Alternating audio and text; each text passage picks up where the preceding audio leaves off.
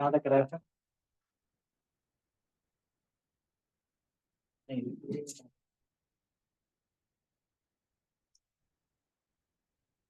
Resistance और resistivity का temperature dependence बता दिया। ठीक।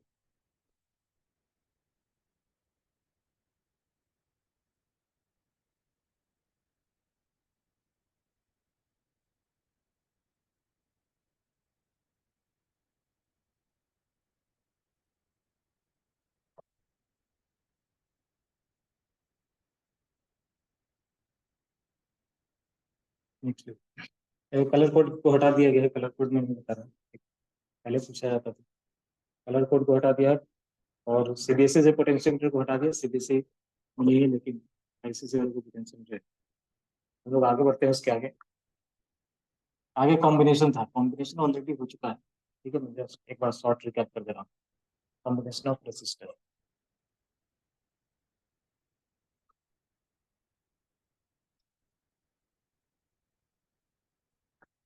ठीक है, पहला है सीरीज कॉम्बिनेशन। लिखते जाना चाहिए क्योंकि ऑलरेडी हो चुका है sir. Series combination, series combination में रेसिस्टर इस तरह से कनेक्टेड होगा। मान लेते हैं ये पॉइंट ए है, ये पॉइंट बी। ए और बी के बीच में हमें अगर कहा जाए इक्विवेलेंट रेसिस्टेंस निकालो, मतलब इन सब को हटा करके एक रेसिस्टर लगाओ, क्या होगा? इक्विवेलेंट रेसिस्टेंस क्या होगा? R equivalent equal to R1 plus R2 plus R3। कैसे आया ये? तो सबसे पहले इन दोनों के बीच में एक बैटरी लगा देते हैं। V0, यहाँ का पोटेंशियल मार्क करो, ये पोटेंशियल V, इधर का पोटेंशियल मार्क करो 0। रेसिस्टर को जैसे ही क्रॉस करेगा यहाँ पोटेंशियल का ड्रॉप होगा, ये नया पोटेंशियल रहेगा V1। फिर से रेसिस्टर को क्रॉस किया, यहाँ का पोटेंशियल अलग होगा V2। यानी कि इसके क्रॉस क्या लिखेंगे हम लोग? V minus V1, V minus V1 equal to जो भी करंट यहाँ से जा रहा है सही, सेम करंट इसके अंदर होगा, इसके अंदर होगा, इसके अंदर होगा, तो I इंटू R1 ऐसा लिखेंगे। फिर V1 minus V2, I into R2 same current है। फिर V2 माइनस 0 क्या हो जाएगा? I into R3। अगर इन सबको ऐड करते हैं पोटेंशियल, ये हो जाएगा V minus 0 equal to I into R1 plus R2 plus R। ठीक है, और ये इसके क्रॉस अगर वही हम V माइनस 0 लगा देते हैं ऐसे, V और 0, ये V है 0, इसके क्रॉस V और इसके क्रॉस 0, करंट यहाँ से निकला है I, वही करंट इसके अंदर भी जा रहा है। तो V माइनस 0 के क्रॉस क्या लिखेंगे? I into R। ठीक है, तो V माइनस 0 के क्रॉस अगर आप ये चीज सब्सटीट्यूट कर दें, I इंटू आर इक्विवेलेंट, तो क्या हो जाएगा ये बताओ यहाँ से? I into R equivalent equal to I into R1 plus R2 plus, I वाला term cancel, R equivalent equal, ये इसका प्रूफ है। 2 नंबर में आता है, पूछते हैं। ठीक है, I equal to R, R equivalent equal to R1 plus R2 plus R।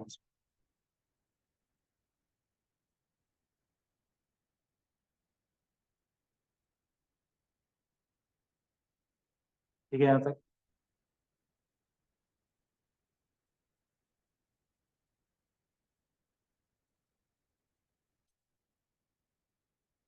Parallel combination के केस में क्या करेंगे? 3 रेसिस्टर पैरेलल में लगाएंगे। ठीक है, ये नोट कर दो बात।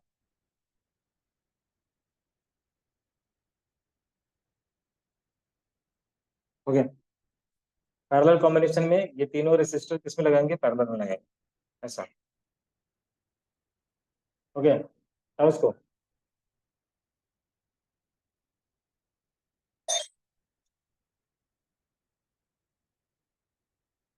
पैरेलल कॉम्बिनेशन,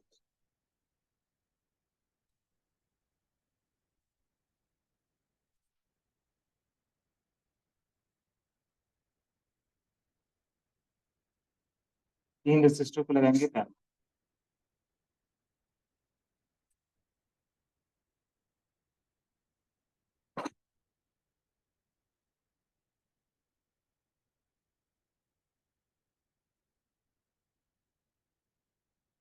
ये 0, यहाँ का पोटेंशियल V, यहाँ का 0। यहाँ का पोटेंशियल V, यहाँ का V, सबके क्रॉस पोटेंशियल डिफरेंस सेम। तो करंट ऐसे चला, आई करंट जंक्शन, इसको हम जंक्शन कहते हैं। जंक्शन के पे जाने के बाद करंट डिवाइड होगा, I1, I2, I3, और फिर इस जंक्शन पे जाकर के सबके सब मिल जाएंगे, I1 इधर से, I2 इधर से, I3। तो टोटल आई करंट गया था यहाँ से बाहर, आई करंट इसके अंदर बैटरी में इन हो रहा है। ठीक है, तो पहले वाले का पोटेंशियल डिफरेंस V-0 क्या लिखेंगे, I1 इंटू R1। उसके बाद दूसरे वाले का V-0 I2 R2। तीसरे वाले का V-0 I3 R3। Total current यहाँ पे डिवाइड हुआ, तो जो डिफरेंट होता है ना, डिफरेंट हुआ है यहाँ पे करंट, पोटेंशियल डिफरेंस सेम है, तो करंट का ही एडिशन होगा। यहाँ से हम I1 निकालेंगे पहले। I1 इक्वल टू क्या लिखेंगे, V-0 यानी कि V डिवाइडेड बाई R1। उसी तरह से I2 को क्या लिखेंगे यहाँ पे, V divided by R2। I3 को क्या लिखेंगे, V डिवाइडेड बाई R3। ठीक है, और ये जंक्शन से टोटल आई, ये टोटल बैटरी से आई करंट निकला था। आई है क्या, I equal to I1 plus I2 plus I3। ठीक है, तो यहाँ पे हम लोग क्या लिखेंगे, इसमें लिखेंगे V बाई आर इक्विवेलेंट, यहाँ पे V by R1, V by R2, V by R3। इन सबको हटा करके अगर एक इक्विवेलेंट लगाते, एक इक्विवेलेंट रेसिस्टेंस लगाते, आर इक्विवेलेंट, यहाँ से करंट आई जा रहा है करंट, ये V0 है, V-0 equal to I into R, ऐसा लिख। ठीक है, तो आई को हम क्या लिख सकते हैं, V बाई आर इक्विवेलेंट, और इस आई को हम क्या लिखेंगे, I1 plus I2 plus I। तो इस आई की जगह पे लिख रहे हैं V बाई आर इक्विवेलेंट, और यहाँ पे लिख रहे हैं V by R1, V by R2, V by R3। V को कॉमन निकालेंगे, 1/R1, 1/R2 by R। V से V cancel, 1/R equivalent equal to 1/R1 plus 1/R2 plus 1/R। ठीक है, तो पैरेलल कनेक्शन में इक्विवेलेंट रेसिस्टेंस ऐसा होगा। Conclusion क्या निकला, यहाँ पे हम लोग किसको ऐड कर रहे थे, देखो यहाँ पे ऐड कर रहे थे पोटेंशियल। क्यों, क्योंकि इसके अक्रॉस पोटेंशियल डिफरेंट था। इस वाले में हम लोग करंट को ऐड करें, क्यों, क्योंकि हर रेसिस्टर में करंट अलग है, जो डिवाइड होता है ना उसी का एडिशन होता है। तो यहाँ पे करंट डिवाइड हो रहा है, इस जंक्शन पे जाने के बाद करंट I1 I2 I3 में डिवाइड हो जाएगा। तो I1 I2 I3 को निकाला और उसको I के साथ इक्वेट कर दिया। ठीक है, तो पैरेलल कनेक्शन में 1/R equivalent equal to 1/R1 plus 1/R2 plus 1/R, और सीरीज कनेक्शन में R1 plus R2 plus R।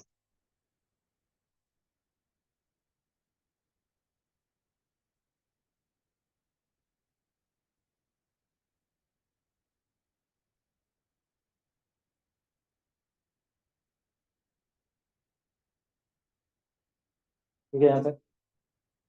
इसके बाद होगा मिक्स्ड ग्रुपिंग, मिक्स्ड कॉम्बिनेशन।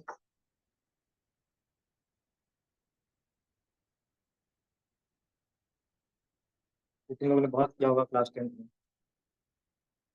दो रेसिस्टर है पैरेलल,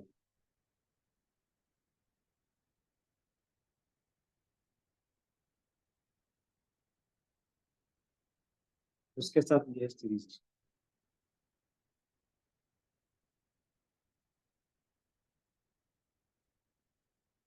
R1 R2 का इक्विवेलेंट, इन दोनों का इक्विवेलेंट प्रिंट कर लो, 1/R प्राइम कितना होगा ये, R1 R2 by R1 plus R2। क्या है ये, क्या है R प्राइम, मतलब इन दोनों का इक्विवेलेंट कितना है, और उसके साथ ये सीरीज में करना है R3। तो R इक्विवेलेंट को क्या लिखेंगे, R prime plus R3। R prime क्या है, R1 R2 by R1 plus R। इसके साथ R3 को ऐड करें, ये है इसका R इक्विवेलेंट। तो इसमें दो, पहला दो जो रेसिस्टर है वो पैरेलल में, और साथ में ये दोनों आपस में सीरीज कॉम्बिनेशन।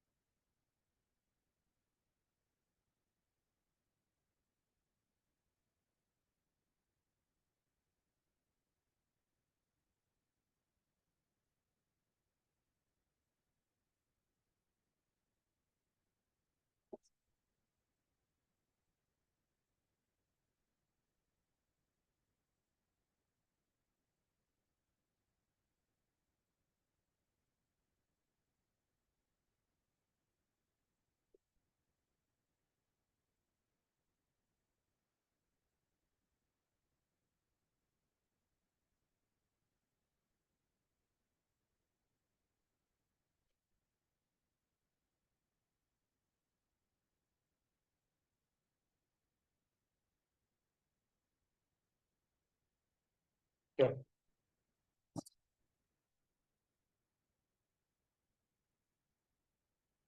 ठीक है, नेक्स्ट वाला। ठीक है, तो इसमें भी पहला मेथड जो हम लोग ने देखा वो सेम पोटेंशियल मेथड, ये पोटेंशियल को मार्क कर देते हैं और उसके बाद सीरीज और पैरेलल कॉम्बिनेशन पहचान के फिर उसके बाद कैलकुलेशन करते हैं। Same potential. ठीक है, एक रेसिस्टर ऐसा है, दूसरा इस तरह से है, तीसरा इस तरह से है, और ये कनेक्शन ऊपर से ऐसे लगाया गया है। ये पॉइंट ए है, ये पॉइंट बी। ए और बी के बीच में इसका इक्विवेलेंट रेसिस्टेंस निकालना है। क्या होगा, ट्राई करो एक बार। इक्विवेलेंट रेसिस्टेंस निकालना है ए और बी के बीच में, अगर कॉम्बिनेशन ऐसा दिया हो, ये दोनों सिंपल वायर है। ठीक है,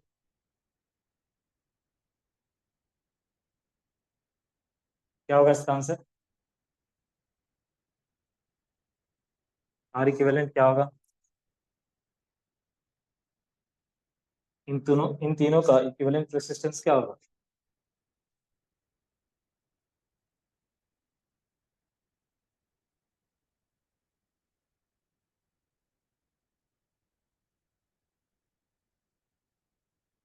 ठीक से, फिर बने खड़ा।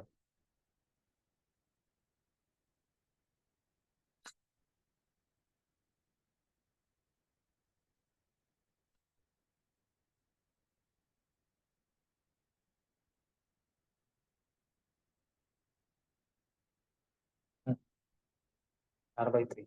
और किसी का?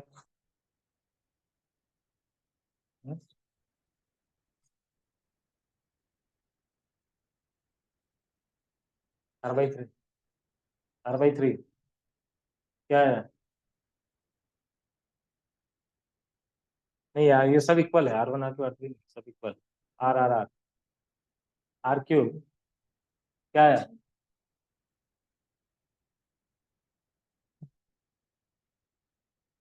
R/3 सिंपल सा है। अगर यहाँ पे हम लोग पोटेंशियल मार देते हैं भी, यही पोटेंशियल यहाँ पे भी, यही पोटेंशियल यहाँ पे भी, मतलब बैटरी से हमने कनेक्ट किया है, ये V है, ये जीरो है, राइट। ये V है, ये जीरो है, ये वाला पोटेंशियल जीरो है, तो इसको भी इसने जीरो कर दिया। ठीक है, और इसको भी कर दिया जीरो, इसको भी कर देगा। V-0, V-0, V-0, मतलब ये कुछ ऐसा है, तीन रेसिस्टर इस तरह से। देखने में ऐसा लग रहा है, लेकिन एक्चुअल में ये इस तरह का। अगर ये पैरेलल कनेक्शन है तीनों, तो 1/R equivalent equal to 1/R plus 1/R plus 1/R, कितना हो जाएगा? 3/R। उल्टा करके लिखेंगे, R इक्विवेलेंट इज R/3। सिंपल। ठीक है, चलो एक और करो। क्या उसको यहाँ पे ड्रॉ कर देता हूँ।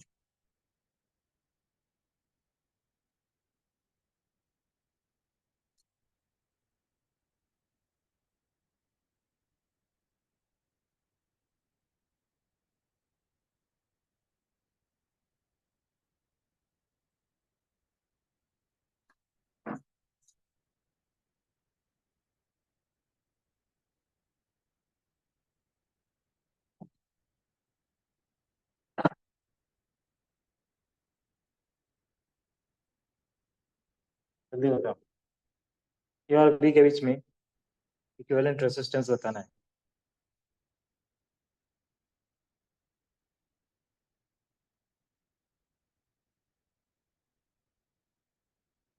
ए और बी के बीच में इक्विवेलेंट रेसिस्टेंस बताना है। Find equivalent resistance between.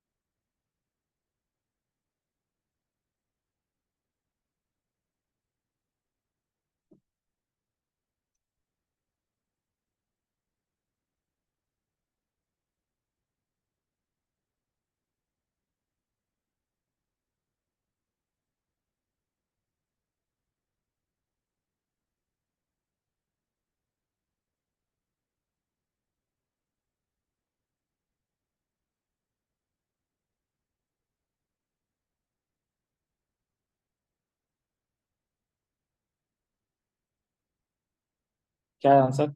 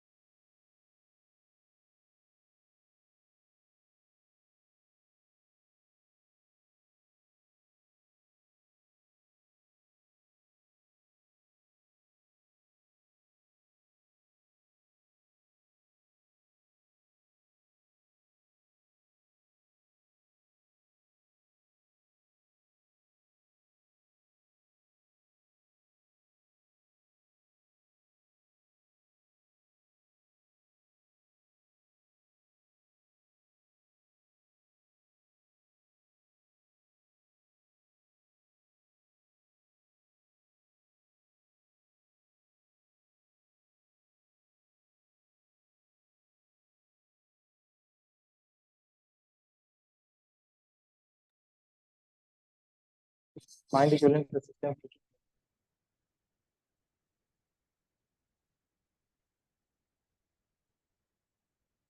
Potential को मार्क करो, देखो एक बार बैटरी लगाओ बीच में, ए और बी के बीच में बैटरी लगाओ, और उसके बाद पोटेंशियल को मार्क करो। फिर देखो कि कैसा कॉम्बिनेशन, इसका एक इक्विवेलेंट सर्किट सिंपल सा ड्रॉ करो, पैरेलल और सीरीज दिखाते हुआ। ठीक है, उसके बाद इक्विवेलेंट निकालो।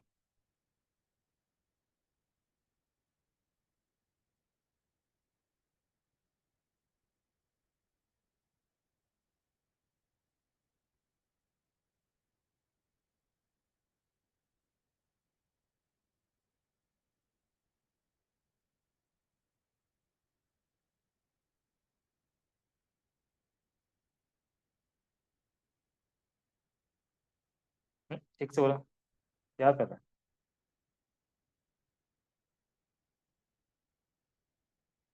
इक्विवेलेंट बनाओ, इसका इक्विवेलेंट बनाओ, इक्विवेलेंट सर्किट इसका बनाओ, उसके बाद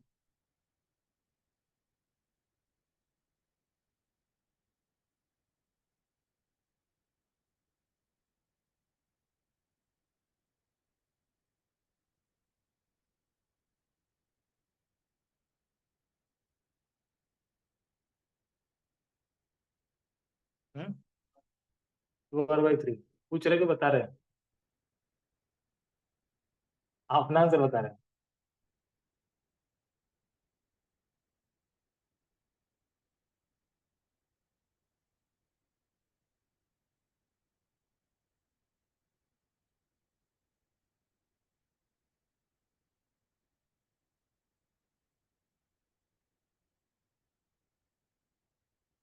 इक्विवेलेंट सर्किट बताओ कैसे होगा, बिना सर्किट बनाए हुए ड्रॉ कर रहे हैं। यहाँ पे लगा देते बैटरी, V 0, क्या हो गया यहाँ का पोटेंशियल V, यहाँ का पोटेंशियल क्या हुआ? हम्म ये तो जीरो है, ये तो जीरो है, यहाँ तक जीरो है, तो ये भी जीरो कर दिया इसने, उसको भी जीरो कर दिया इसने। ठीक है, बच गया यहाँ का पोटेंशियल V1। तो V - V1 यहाँ पे एक है, V1 0, V1 0, ये दोनों आपस में पैरेलल है कि नहीं? V1 0, V1 0, तो V1 और जीरो में, तो एक मिनट देखते हैं, V1 0, V1 0। ठीक है, ये हो गया, ये दोनों यूज हो गए। उसके बाद V - V1 मतलब इधर से एक रेसिस्टर निकालते हैं, ये V है तो यहाँ पे V1, V - V1 में एक। उसके बाद V और जीरो में एक, V यहाँ से और जीरो यहाँ से, दोनों के बीच में एक रेसिस्टर। ऐसा है इक्विवेलेंट सर्किट। या या इन दोनों का इक्विवेलेंट क्या हो जाएगा?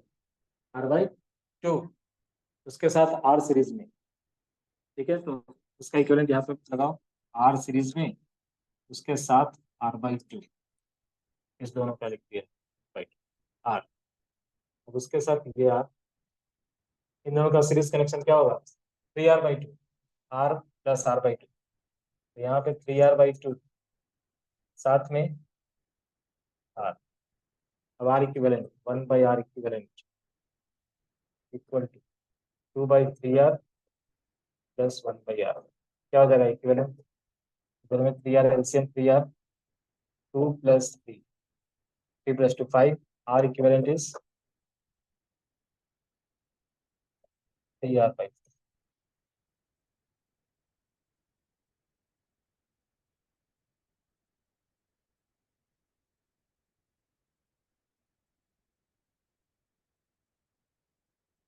प्रैक्टिस सही है।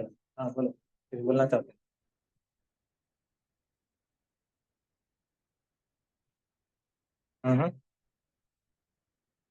कहाँ पे? अब समझ में आया है? हम्म हम्म हम्म हाँ ठीक ही तो है, तो ये दोनों पैरेलल कनेक्शन है, ये तो बताया मैंने। V1 - 0, V1 - 0 में पैरेलल कनेक्शन, और उसके बाद V1 के बीच में एक रेसिस्टर है। ठीक है, समझ में आया? V1 और 0 ये था, V1 - 0, V1 - 0, ये दोनों कनेक्शन पैरेलल कनेक्शन यहाँ पे V1 - 0 V1, फिर V और V1 के बीच में यहाँ से एक रेसिस्टर मैंने निकाला, V1 से एक रेसिस्टर लगाया, इस बार इनको V नाम देते हैं, ठीक है। उसके बाद फिर V से और किसके बीच में, 0 के बीच में एक और रेसिस्टर है, ठीक है ऐसे। हाँ नहीं, यहाँ पे तो 12 वाला ऊपर ऊपर ऊपर।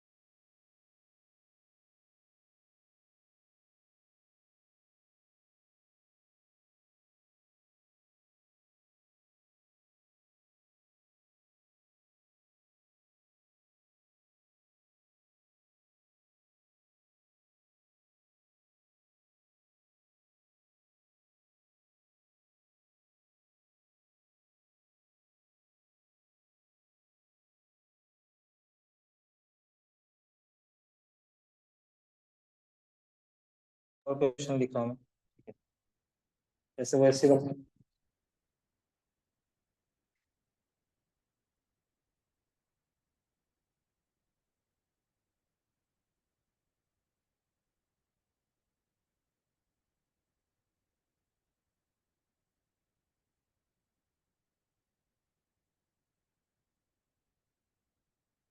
ये तो करा दिया अभी, R/3।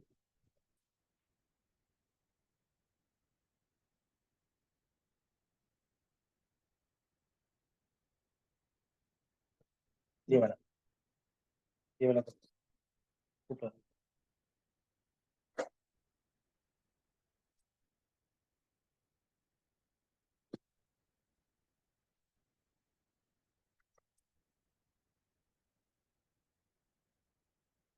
D वाला पार्ट, D वाला पार्ट और D वाला पार्ट, D एंड D वाला पार्ट और D वाला पार्ट।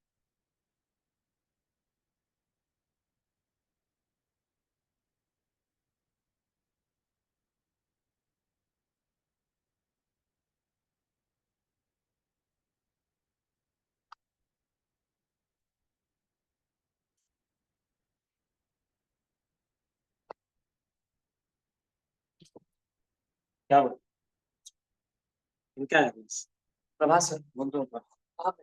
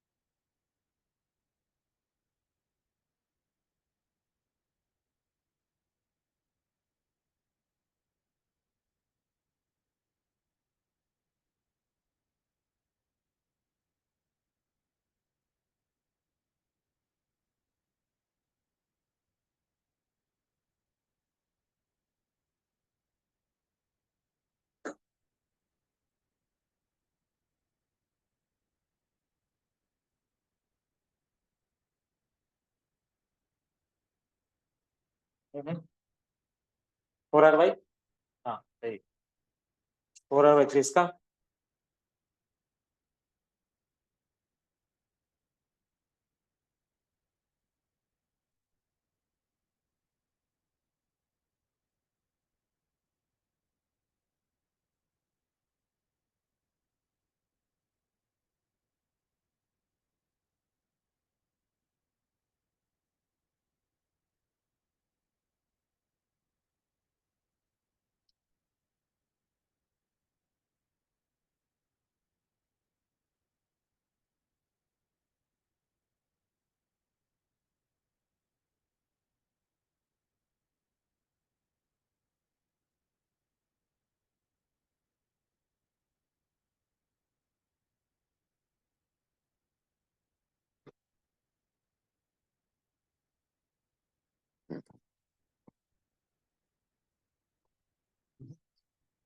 चार बाई, सही। ये चारों रेसिस्टर किसमें पैरेलल कनेक्शन है ना। देखो यहाँ पे अगर तुम बैटरी लगाओगे, इसको वी अगर तुमने कहा इसको जीरो कहा, तो V minus zero, V minus zero, V minus zero, V minus, चारों रेसिस्टर पैरेलल। तो आर बाई फोर, इतना टाइम क्यों लग रहा है? कर ली, हो गया था। हाँ तो बोला क्यों नहीं, आंसर क्यों नहीं बोला? ठीक है, चलो आगे बढ़ते हैं। ये था सेम पोटेंशियल वाला मेथड। नेक्स्ट आगे आ जाते हैं हम लोग, कनेक्शन रिमूवल। ये वाला करा चुका हूँ कि जहाँ पे पॉइंट ऑफ सिमेट्री, वहां से कनेक्शन को रिमूव करके आपस में कनेक्ट कर देना चाहिए, कराया था ना। ठीक है, तो ये है कनेक्शन रिमूवल मेथड। आगे बढ़ जाओ, क्या करना है? करना है तो जल्दी करो फटाफट। क्वेश्चन 41 का बी, कनेक्शन रिमूवल याद है या रिपीट कर दूं? हाँ, याद है? हाँ तो याद है ना, तो जल्दी करके बताओ फटाफट, या रिपीट करो? हाँ, बोलो।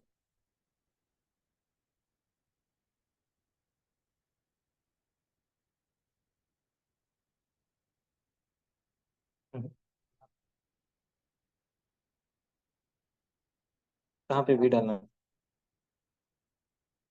तुमने डायग्राम गलत ड्रॉ किया है, तुमने जबरदस्ती टच करा दिया, उसको टच किया हुआ नहीं था। हम्म।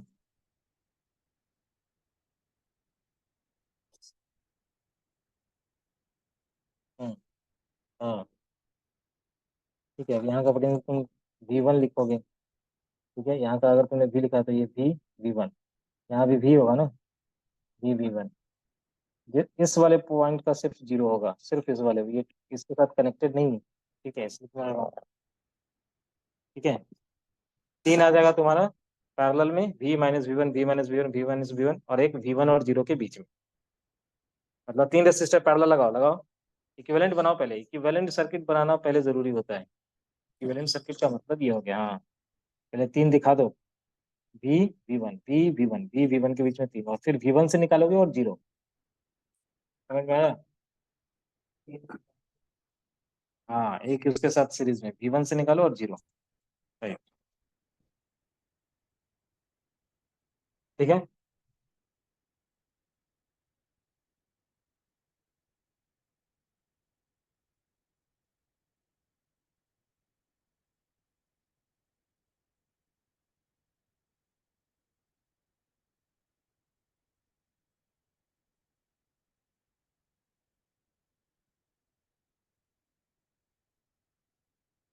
एकदम ठीक कर रहे हो।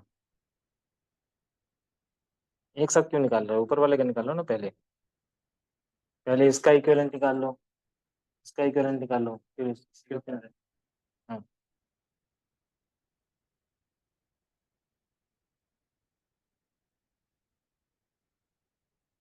नहीं,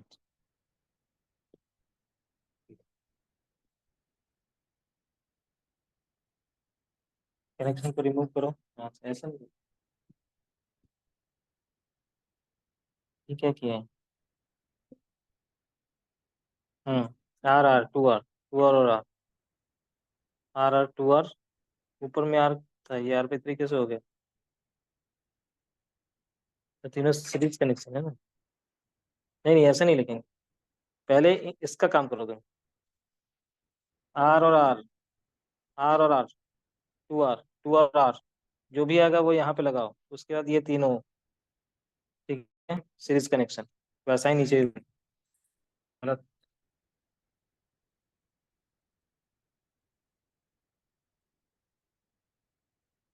क्या है 41 का भी? हम्म हम्म होना चाहिए। देखो आंसर क्या दिया। ठीक है, कनेक्शन रिमूवल हो गया। उसके बाद उसका क्या था, विडस्टोन।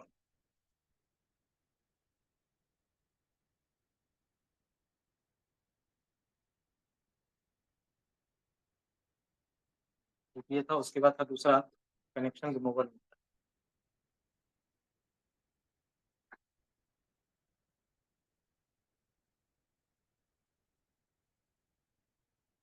हम लोगों ने ये वाला पार्ट किया था।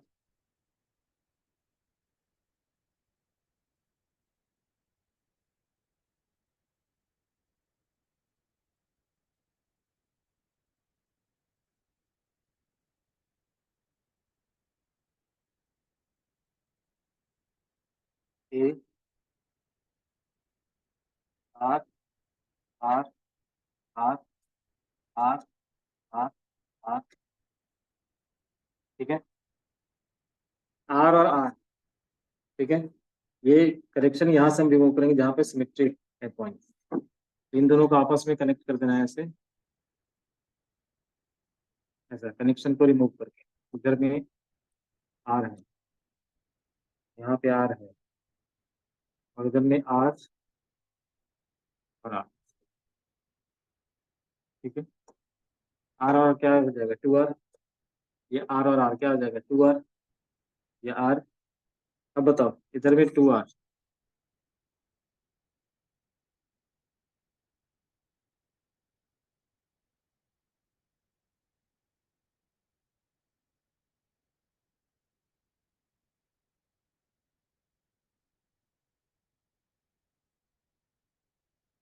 ठीक है। आर आर आर और गड़बड़ हो गया। नहीं, ये टू आर ठीक है, और यहाँ पे क्या, आर और R, two are.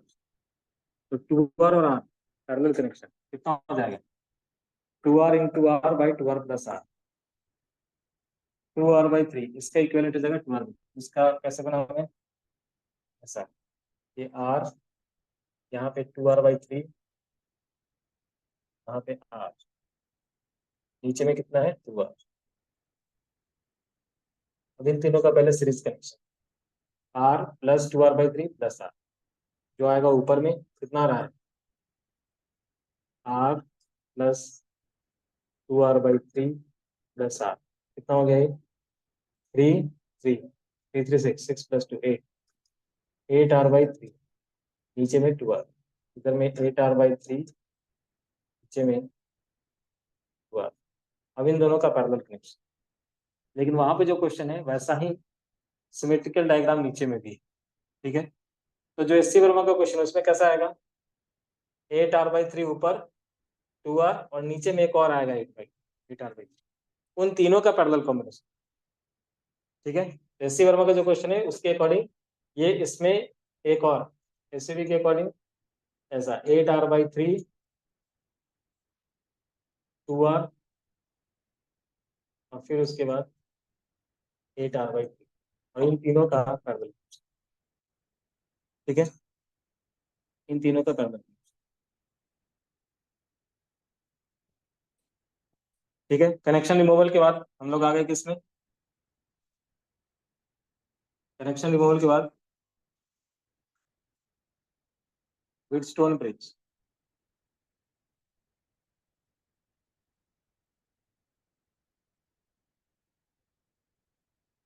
Wheatstone bridge में क्या था कंडीशन,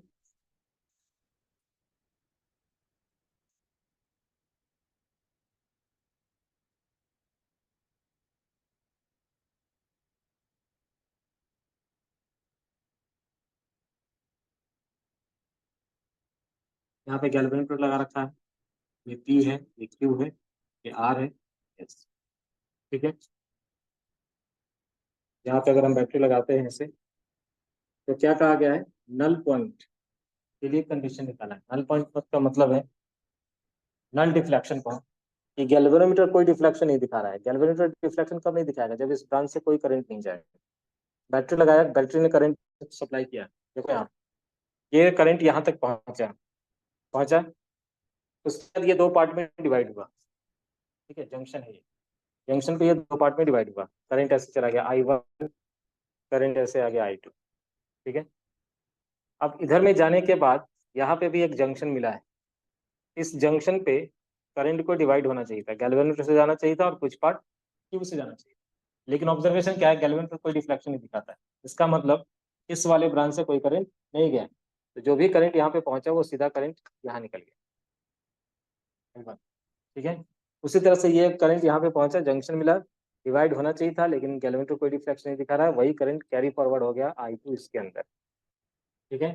फिर ये I2 यहाँ पे गया इस जंक्शन पे, I1 आया इधर से, टोटल करंट I यहाँ से घुसा था, I बाहर आ गया, ठीक है, क्लियर। अब यहाँ का हम लोग स्टार्ट करते हैं ऐसे, ये A है, ये B है, C है, ये D है। गैल्वेनोमीटर कोई डिफ्लेक्शन नहीं दिखा रहा है, तो VB इक्वल टू क्या है, VD, VB इक्वल टू क्या है, VD। B और D का पोटेंशियल सेम है, ठीक है। B और D का अगर पोटेंशियल सेम है तो हम ऐसे लिख सकते हैं -VP इक्वल टू -VD, दोनों तरफ माइनस कर दें और यहाँ का पोटेंशियल ऐड कर देते हैं दोनों तरफ।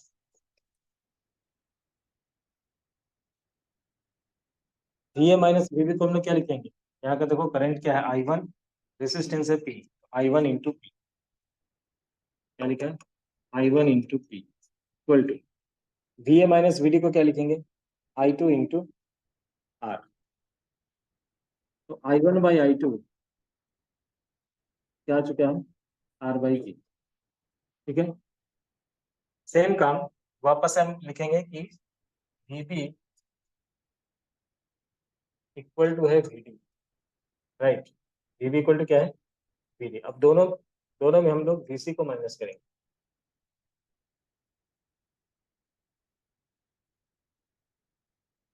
Equal to VD minus VC, ठीक है। अब VB माइनस VC को क्या लिखेंगे, VB माइनस VC को लिखेंगे I1 into Q, VD minus VC को क्या लिखेंगे, I2 इंटू एस।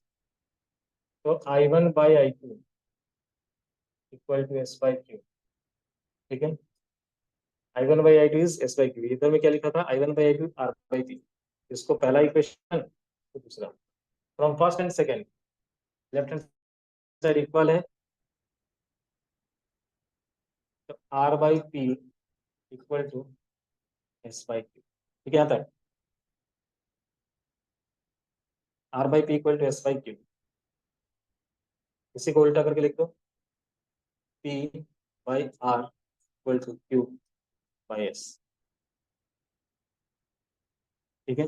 या फिर हम ऐसे लिख सकते हैं P into S, P into S equal to आमने सामने वाला का product, P into S equal to R into Q. ये सबसे ज्यादा आसान है, ठीक है, क्योंकि लोग इसमें कंफ्यूज रहते हैं कि इसका इसका रेशियो करना है कि इसका इसका इस दोनों का रेशियो करना है कि इसका और इसका रेशियो करना है, एक ही बात है। P और Q का रेशियो अगर करते हैं P बाई क्यू, ठीक है, यहाँ से अगर उसको क्रॉस मल्टीप्लाई कर देंगे तो P बाई क्यू का रेशियो और R बाई एस का रेशियो, इसलिए आसान होता है याद रखना। अपोजिट वाले का प्रोडक्ट इक्वल होता है, P into S equal to R into Q, ठीक है। P into S equal to R into,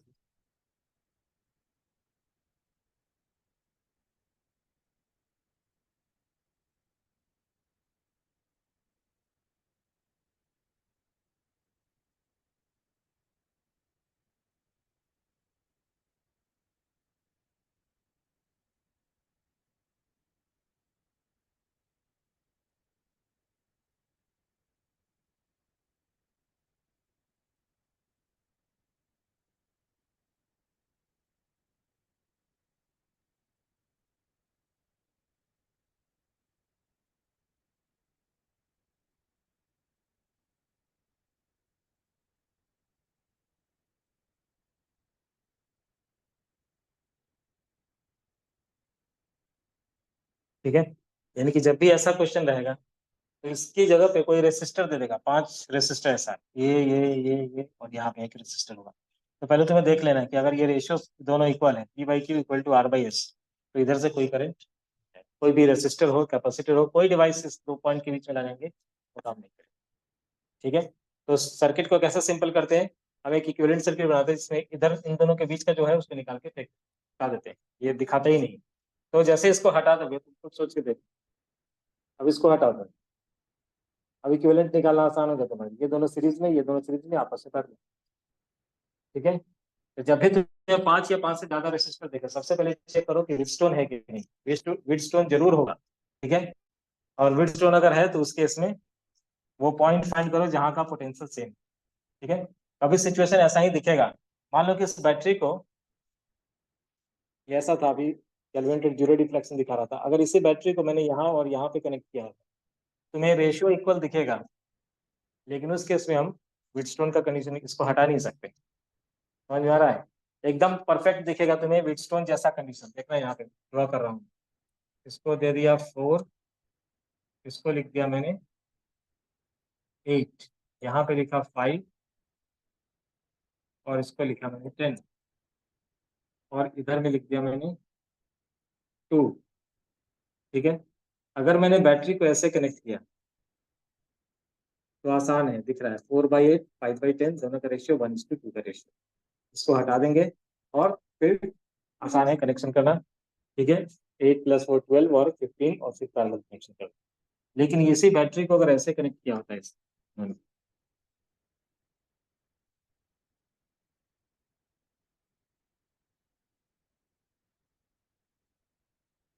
ऐसे कनेक्ट कर दिया, अब तुम इसको नहीं हटा सकते, अभी भी स्ट्रेन जैसा लग रहा है ना, 4 8 5 10 रेशियो इक्वल होना कंडीशन नहीं है, जिसके अक्रॉस हमने कनेक्ट किया है, यहाँ पे बैटरी कनेक्टेड है इसलिए इसके अक्रॉस पोटेंशियल जीरो नहीं है, पोटेंशियल डिफरेंस है इसका जो भी है V और यहाँ का जीरो है। तो अब कैसे हम करेंगे, इन दोनों का सीरीज कनेक्शन, इन दोनों का सीरीज कनेक्शन, फिर तीनों आपस में काट, ऐसा हो।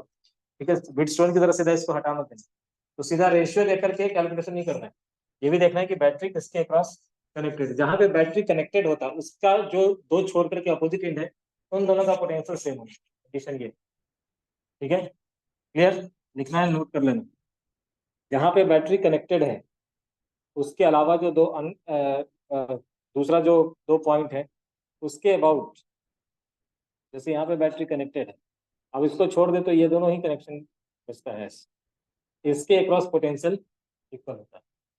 ठीक है, अगर रेशियो सेम है तो इसके इन दोनों के अक्रॉस पोटेंशियल सेम होता है। ठीक है, तो इसका रिवर्स रेसिप्रोकल भी हम, इसका उल्टा भी हम यूज कर सकते हैं कि अगर रेशियो सेम है तो यहाँ और यहाँ का पोटेंशियल क्या होगा, सेम है। पूछा जाएगा कि इधर से कितना करंट जा रहा है तो कहेंगे जीरो करंट, यहाँ से कोई करंट नहीं जा रहा। ठीक है, एक दो क्वेश्चन करते हैं फिर आएंगे। हम्म,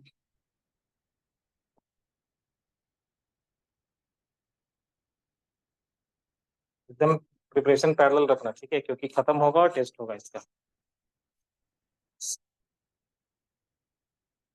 बोर्ड वाला टेस्ट भी होगा और तुम्हारा वो आईडी मिला है, आईडी पासवर्ड मिला है, मिल चुका है।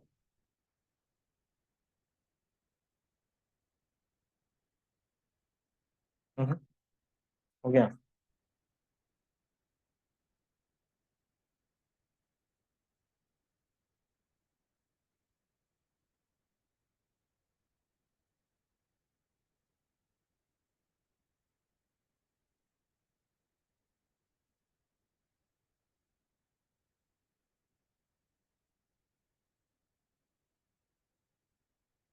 यहाँ का पोटेंशियल कितना है 2, इधर का 2, इसमें कोई करंट होगा नहीं।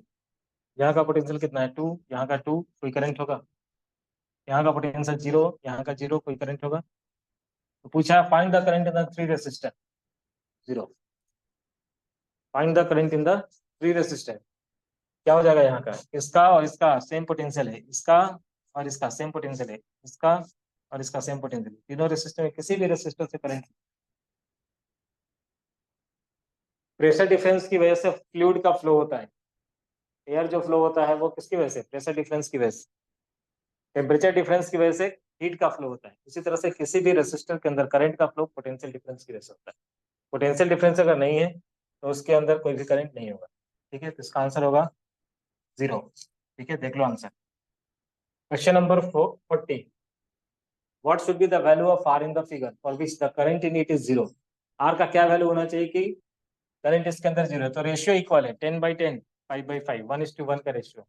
देर इज नो एनी करंट, और जिस दो पॉइंट पे कनेक्टेड है उसके अलावा का ये दो पॉइंट, तो इन दोनों का पॉइंट का पोटेंशियल सेम होगा, इसलिए यहाँ पे कोई भी रेसिस्टर लगा दो, कुछ भी लगा दो, काम नहीं करेगा। तो करंट हमेशा 0 होगा।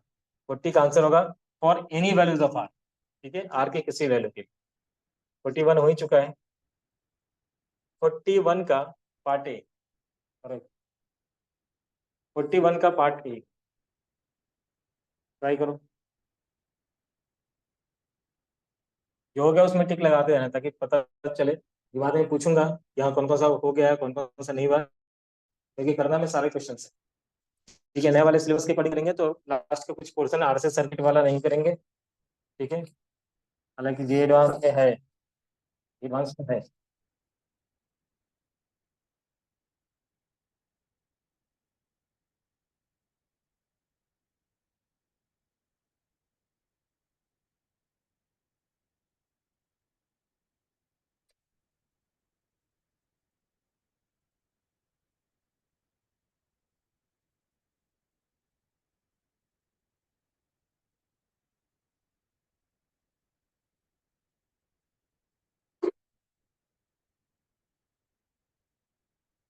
लास्ट ईयर का जो बैच था यहाँ पे वो 18 स्टूडेंट का बैच था 12th में, जिसमें एग्जैक्टली 8 लोग गए थे जो जेई एडवांस के लिए क्वालिफाई हुए थे। आज जेई एडवांस के रिजल्ट आए हैं।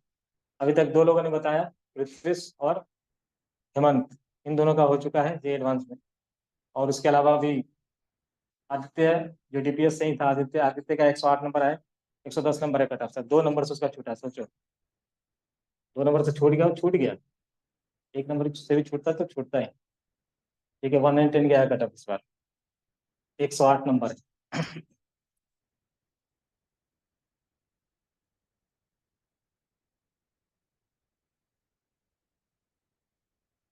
डीपीएस वाले जो स्टूडेंट पढ़ते थे उसमें से कोई क्वालिफाई नहीं हुआ।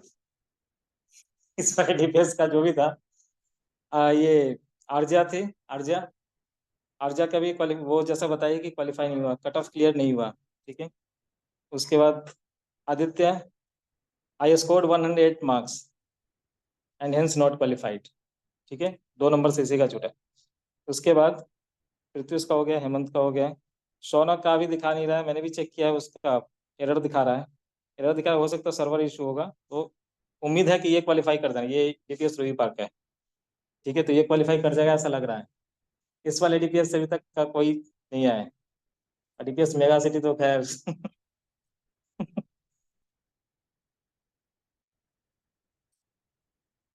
अभी तक 2 लोगों का कंफर्म है, लेकिन अभी सोनक का आना चाहिए मुझे लगता है। हाँ, R/2 किसका R/2 बता रहे हैं? 41 का R/2 कैसे ही कैसे किया, इस बीच वाले को डाल दिया किसी? नहीं, हाँ बीच वाला है, मतलब ये रेशियो, ये और ये रेशियो इक्वल है। ये बीच वाला किसी काम का नहीं, हटा दो इसको। इसको हटा दो, आर और आर किसमें? 2R, आर और आर, 2R। तो 2R और 2R का पैरेलल कनेक्शन क्या होगा? आर, वो आर और नीचे वाला आर आपस में पैरेलल कनेक्शन, फिर R/2 इज द आंसर। सही।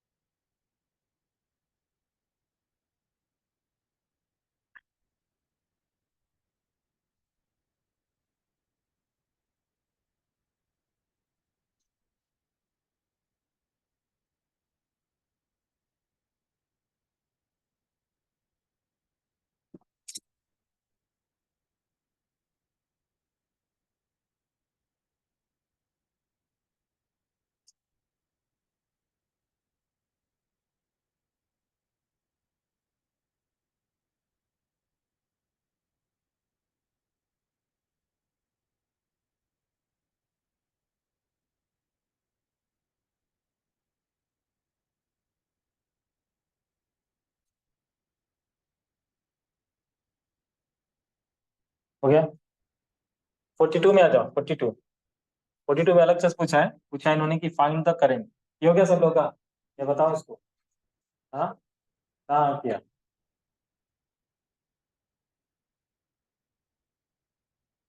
हम्म, दिखाओ।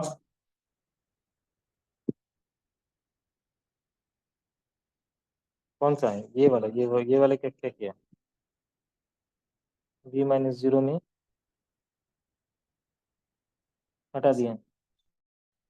हाँ, तो ये दोनों का parallel connection, series connection. 2R, 2R। अच्छा, क्या लिखा है तुमने? R/2 कहाँ से है?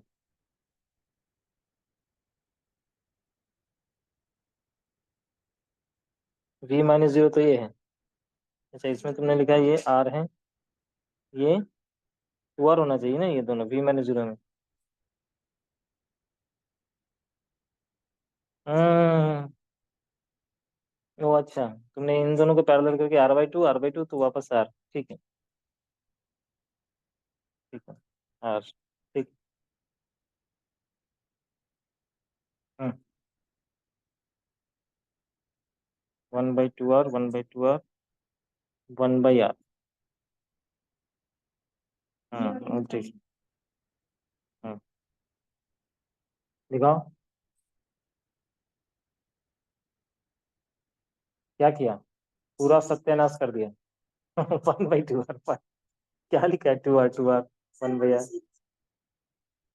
कौन दोनों सीरीज में? हाँ, सीरीज में था।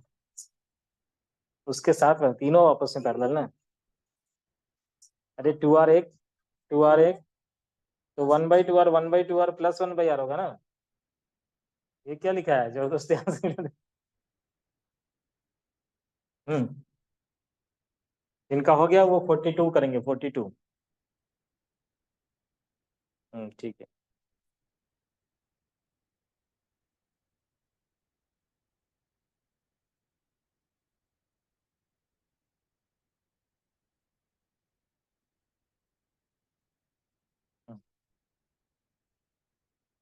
42।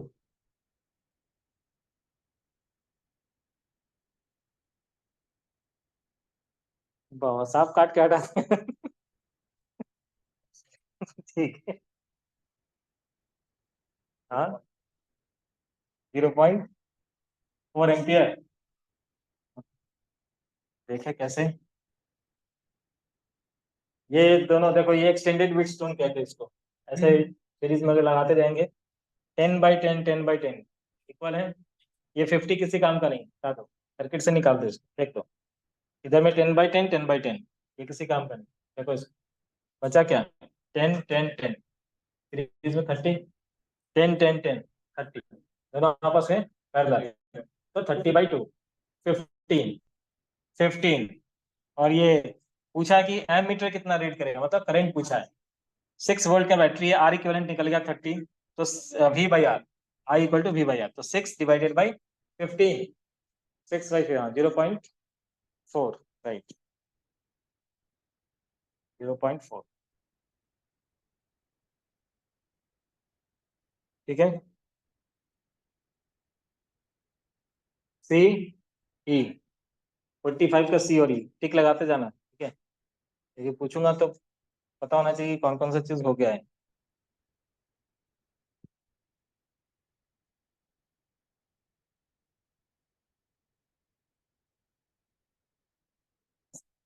B हो चुका था इसका, D हो चुका था, C और E करना है, उसका A भी करना है। ए को क्यों छोड़ना है, A भी करना है।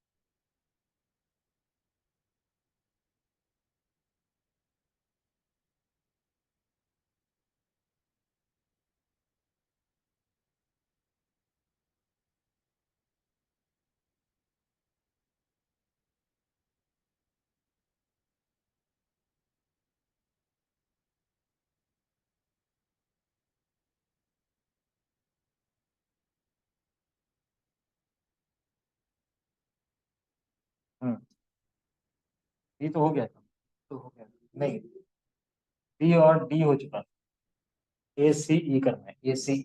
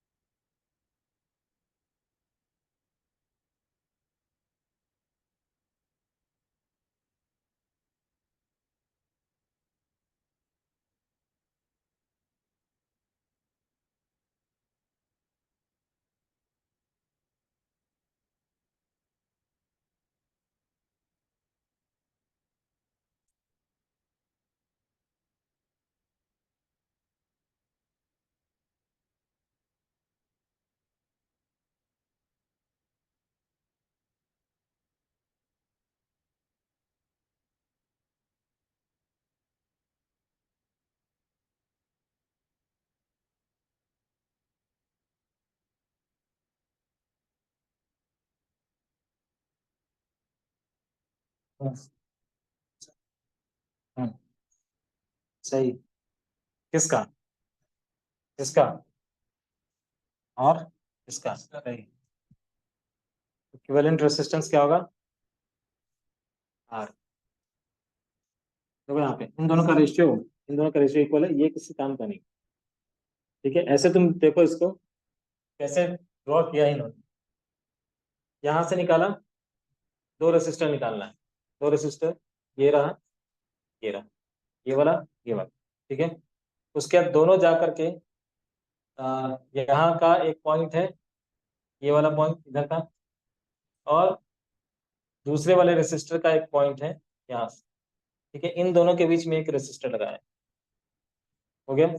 फिर उसके बाद यहाँ से एक रेसिस्टर, और नीचे वाले से एक रेसिस्टर। तो दिख रहा है ये ऐसा, एक्चुअली में यही है। ठीक है, जब पॉइंट को मार करके ड्रॉ करोगे ना, रीड्रॉ करोगे, तो ये ऐसा ही बनेगा। तो ये किसी काम का नहीं, मतलब ये वाला रेसिस्टर किसी काम का नहीं। तो ऐसा हुआ, ये मतलब ऐसा एक रेसिस्टर है, फिर ये नीचे चला गया ऐसे, यहाँ से एक रेसिस्टर ऐसा आया, फिर उसके बाद इधर से ये है, फिर नीचे आया और ऐसे ये है। मतलब ये दोनों आपस में सीरीज, ये दोनों सीरीज फिर पैरेलल। ठीक है, जैसा इधर में होता था सीरीज सीरीज पैरेलल। ठीक है, बिल्कुल बस यही। ये भी वेटस्टोन ही है, इसका भी इक्विवेलेंट आर होगा। ये दोनों में यहाँ पे ये किसी काम का नहीं। R by R, R by R का रेशियो इक्वल है। ये जो बीच में लगा हुआ है दो पॉइंट के बीच में, इसको हटा दें। ठीक है, क्वेश्चन करते करते आ जाएगा ये हटा दो। आर और आर सीरीज में टू आर फिर आपस से कर दो आर। इसका भी इक्विवेलेंट आर, इसका भी आर, इसका निकालो क्या होगा 45 का। आर बाई टू, ए और बी के बीच में, इसके बीच में निकालना है। ठीक है, ये दोनों टू आर, ये two R into R divide by two R plus R, 3 R, तो 2r/3। इन तीनों का मिला करके क्या है 2r/3। मतलब इस दो पॉइंट के बीच में ये दोनों सीरीज में है, जो सीरीज कनेक्शन हुआ 2r और r आपस में पैरेलल हुआ, तो ये पूरा मिला करके 2r/3। यानी कि जब हटाएंगे तो यहाँ पे 2r/3 और ये r, ये दोनों आपस में सीरीज 2r प्लस आर हो जाएगा। ये क्या था 2r/3 है ना, 2r/3 प्लस आर 5r/3। इन इन सब का 5r/3 आया। 5r/3 पैरेलल में है किसके? आर के। ओ। अब बताओ क्या होगा। हम्म 8r/, सही कुछ होना चाहिए।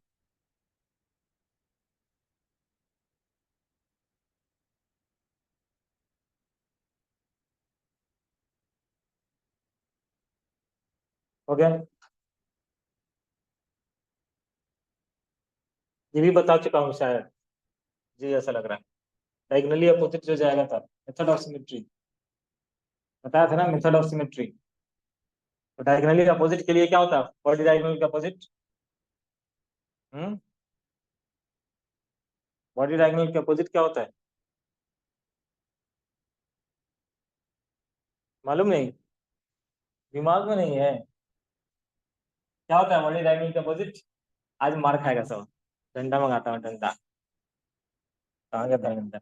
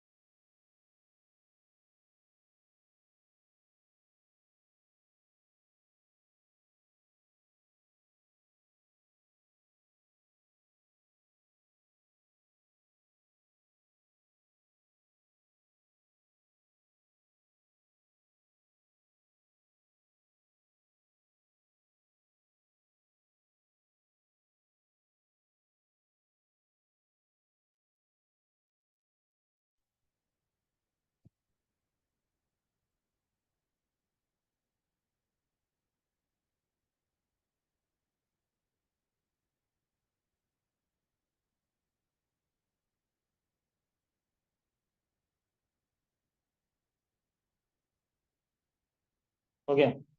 क्या है इक्विवेलेंट रेसिस्टेंस? कितना है? तो शुरू भी नहीं किया इसने भी। जल्दी करो जल्दी करो। इक्विवेलेंट रेसिस्टेंस निकालने को बोला ना, कितना आया?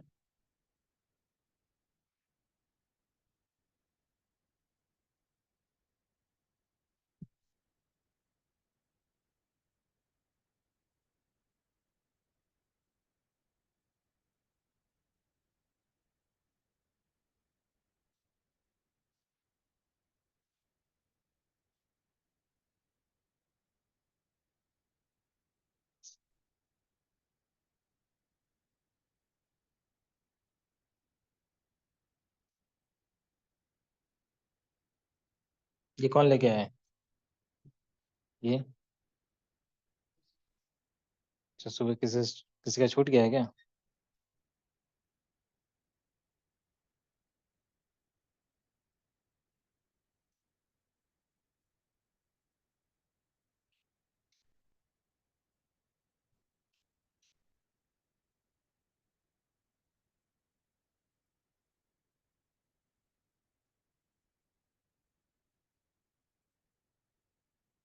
क्या करेंगे? इसको छोड़ करके बाकी को लेट द इक्विवेलेंट भी आर। ठीक है, इसको हटा करके अगर हम आर लिखते हैं, let R equivalent equal to small R. ठीक है, तो कैसे लिखेंगे? ये बैटरी है, 1 ओम का रेसिस्टेंस इधर में, 2 ओम का रेसिस्टेंस और इधर में आर। ठीक है, आर और ये टू किस में है? पैरेलल। तो 2 × R/2 + R, और उसके साथ ये इक्विवेलेंट यहाँ पे ये आ गया 2 और आर, उसके साथ 1 सीरीज में, और इक्वल टू वापस से आर के साथ इक्वल कर। ठीक है,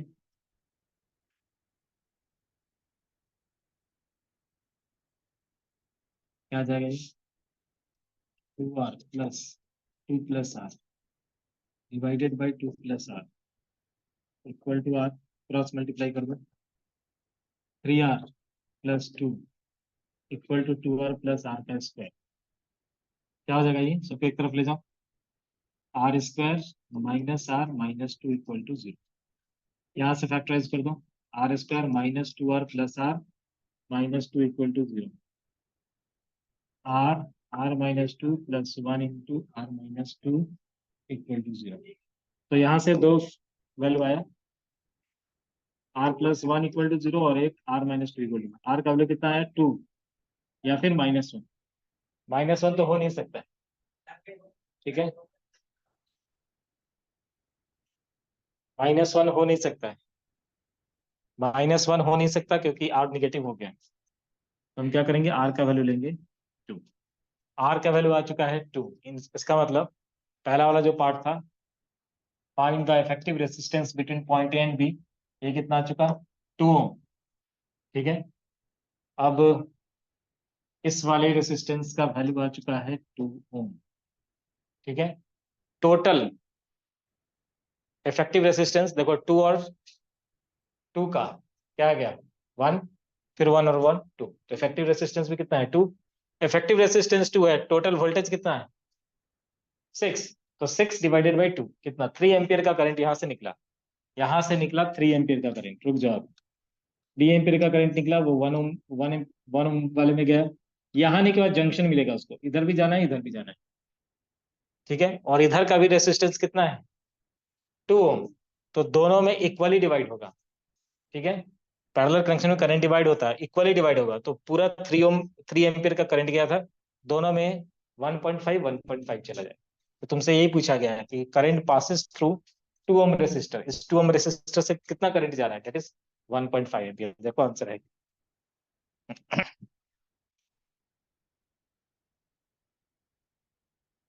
ठीक है,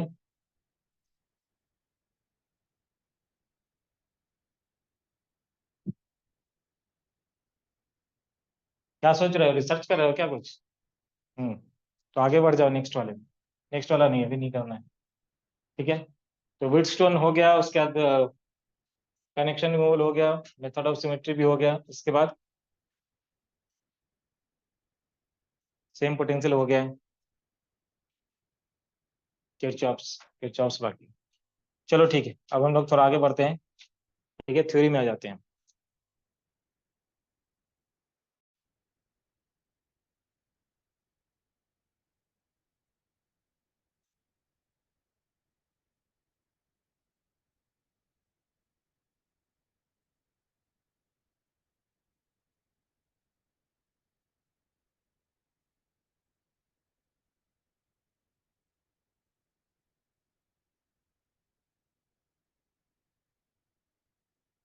टेम्परेचर डिपेंडेंस ऑफ रेसिस्टिविटी और रेसिस्टेंस, इन दोनों का तक हो चुका था। ठीक है।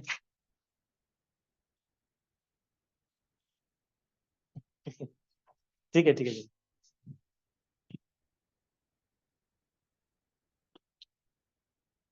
टेम्परेचर डिपेंडेंस ऑफ रेसिस्टिविटी तक हो गया था। ठीक है।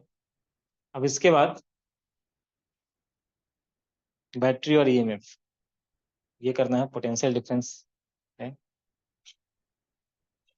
इंटरनल रेसिस्टेंस,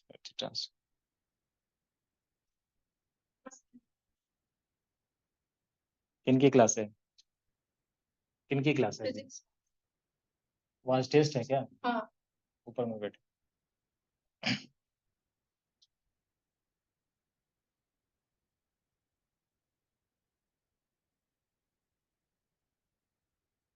हाँ सुशांत सर, किन क्या खत्म हो गया class?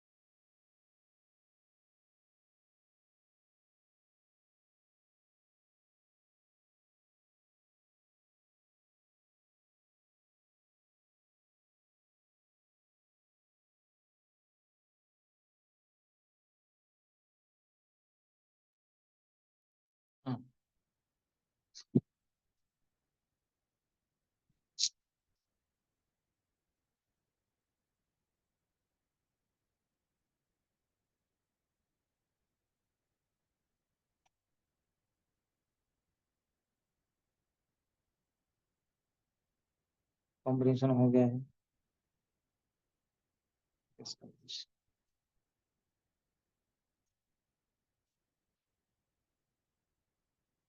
Next.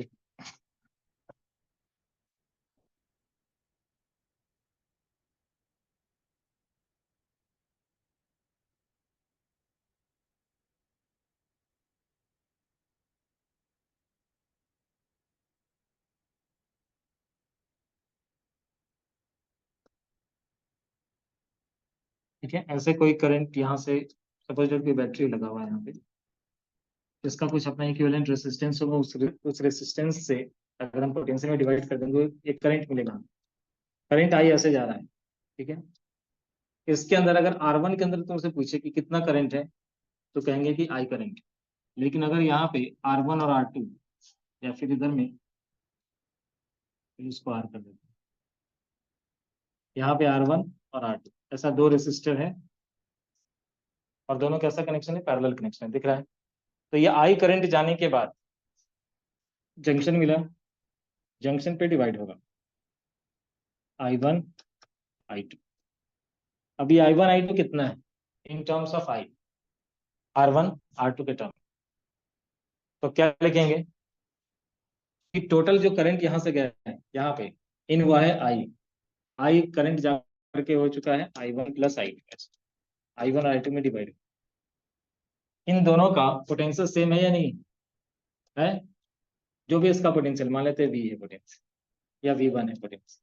We one equal to क्या लिखेंगे, I one into R one, और वही वी वन इक्वल टू क्या लिखेंगे, I two into R to.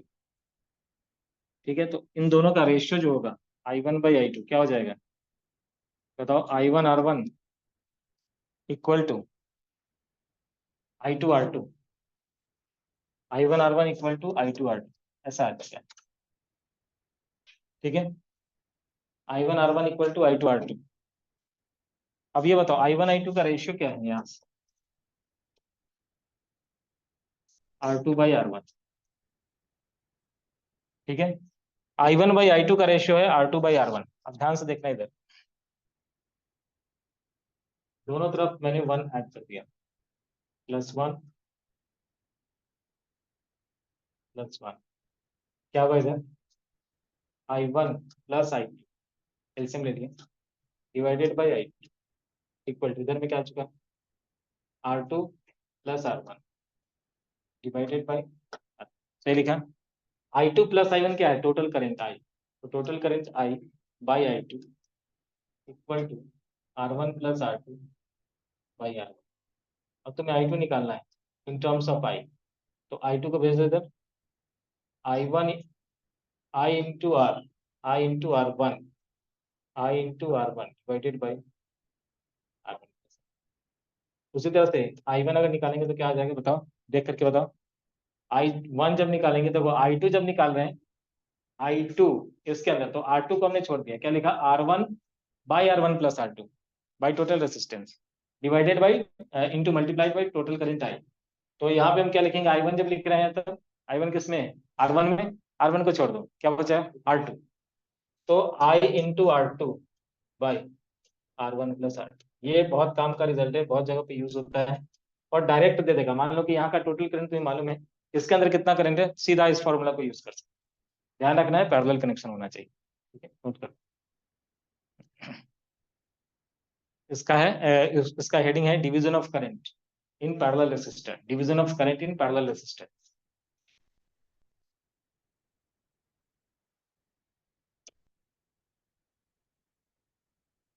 Total current parallel resistor, यानी कि यहाँ से हम कह सकते हैं कि I one is to I two, या I one by I two inversely, I is inversely proportional to R. ठीक है, इसलिए I one by I two जब लिख रहे हैं तो लिख रहे हैं यहाँ पे आर टू बाई आर, ऐसा है। जहाँ का रेसिस्टेंस बड़ा होगा वहां पे करंट कम जाएगा।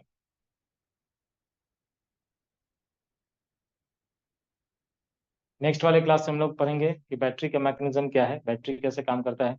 ठीक है, उसके बाद जो किरचॉफ्स लॉ है, किरचॉफ्स लॉ को कैसे अप्लाई करना है, तो नेक्स्ट वाला क्लास बहुत इंपॉर्टेंट होगा।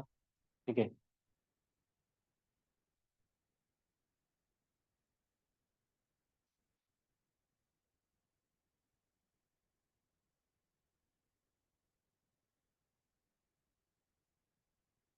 तुम लोग का स्कूल खुल चुका है, क्या हो रहा है स्कूल में,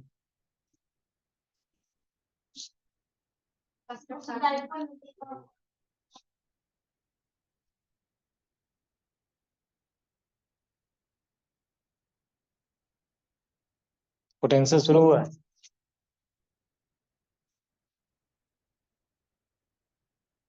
पोटेंशियल शुरू हुआ और खत्म भी हो गया। हाँ, उसी में है ना, कैपेसिटेंस भी तो उसी में।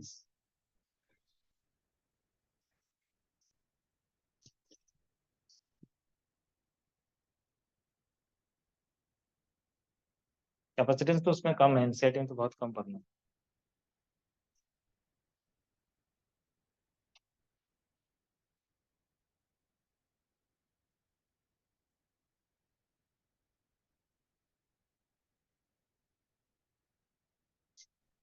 थोड़ा और करे, कंटिन्यू करे थोड़ा और, किसी को दिक्कत नहीं ना, सेचुरेट तो नहीं होगा, थोड़ा और कंटिन्यू करूँ या छोड़ दूँ? मुस्कुराने बोल नहीं रहे, कंटिन्यू करूँ कि छोड़ दूँ? बोलो, तुम अपना ओपिनियन बोलो ना, दूसरे का क्या सोच रहे हो? हाँ। कंटिन्यू करो। हाँ, दिक्कत नहीं है ना? चलो ठीक। बहुत लोग सुबह सुबह से आए हुए हैं, इसलिए मैंने पूछा।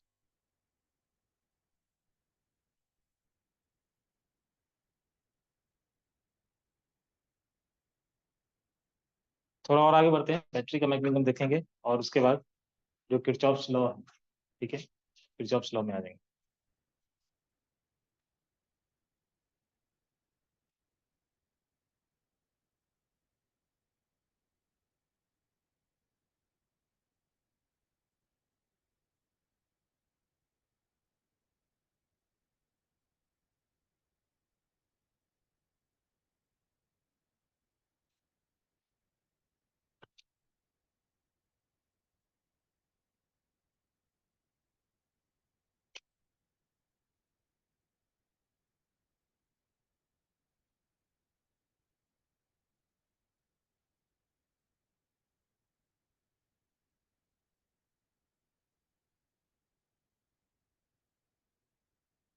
इलेक्ट्रॉन डेंसिटी वाला देखो, यहाँ पे भी क्वेश्चन है, जो एस सी वर्मा का क्वेश्चन नंबर 5 था, वैसा ही क्वेश्चन यहाँ भी। ठीक है, जहाँ पे उन्होंने इलेक्ट्रॉन ये डेंसिटी ऑफ द कॉपर दे रखा है, और एटॉमिक मास 63.5 दे रखा है, ये हम लोगों ने लास्ट वाले क्लास में किया था।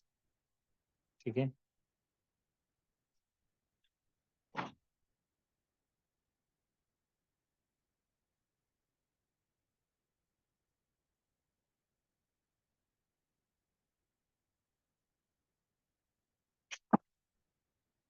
मोबिलिटी, नेक्स्ट एक टर्म है मोबिलिटी। मोबिलिटी हम लोग कहते हैं, it is the ratio of drift velocity and electric field. लिख लो पहले, mobility, it is the ratio of it is the ratio of drift velocity and electric field. यानी कि ये क्या है, drift velocity per unit electric field को हम कहते हैं मोबिलिटी, जो उसे रिप्रेजेंट करते हैं, मोबिलिटी एंड इलेक्ट्रिक फील्ड। यानी कि drift velocity per unit electric field is mobility. ठीक है। अब याद करो कि जो ड्रिफ्ट वेलोसिटी हम लोगों ने कैलकुलेट किया था, वो कुछ ऐसा कैलकुलेट किया था, E into tau by M. ठीक है। तो वीडी की जगह पे ये पूरा वैल्यू लिखना है, डिवाइड करना है वापस इलेक्ट्रिक फील्ड से, तो इलेक्ट्रिक फील्ड वाला टर्म तो कट जाएगा। ठीक है, तो ये ड्रिफ्ट वेलोसिटी जो होगा वो कांस्टेंट है, E into tau divided by M. ठीक है। तो जब ड्रिफ्ट वेलोसिटी का वैल्यू सब्स्टिट्यूट किया जाएगा यहाँ पे, तो इलेक्ट्रिक फील्ड वाला टर्म कट जाएगा, E into tau by M, this one is mobility. ये कैलकुलेशन बताया गया है, नोट कर दो। ठीक है, पहले तो ये डिफाइन किया, it is the ratio of drift velocity and electric field. अब ड्रिफ्ट वेलोसिटी का जो वैल्यू है, E into E tau by M, वो सब्स्टिट्यूट करेंगे, divided by electric field, electric field वाला टर्म कैंसिल होगा, E into tau divided by M.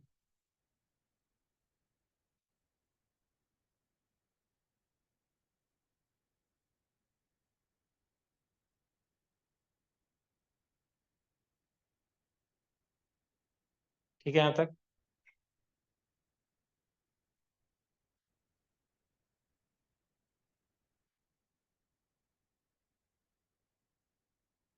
E into tau divided by M. ठीक है, मोबिलिटी अगर पूछा जाएगा तो यहाँ से हम कैलकुलेट कर सकते हैं। अब आ जाओ नेक्स्ट, ओम्स लॉ हम लोगों ने पढ़ा था, vector form of Ohm's law भी देखा हमने, J is equal to sigma into E. ये था vector form of Ohm's law. उसी को जब हमने आगे प्रोसीड किया था, तो आया था V equal to I R, और R जो आया था that is rho into L by A. ठीक है, वो सब चीज। उसके बाद का है ये लिमिटेशन ऑफ ओम्स लॉ, लिखो next, limitation of Ohm's law.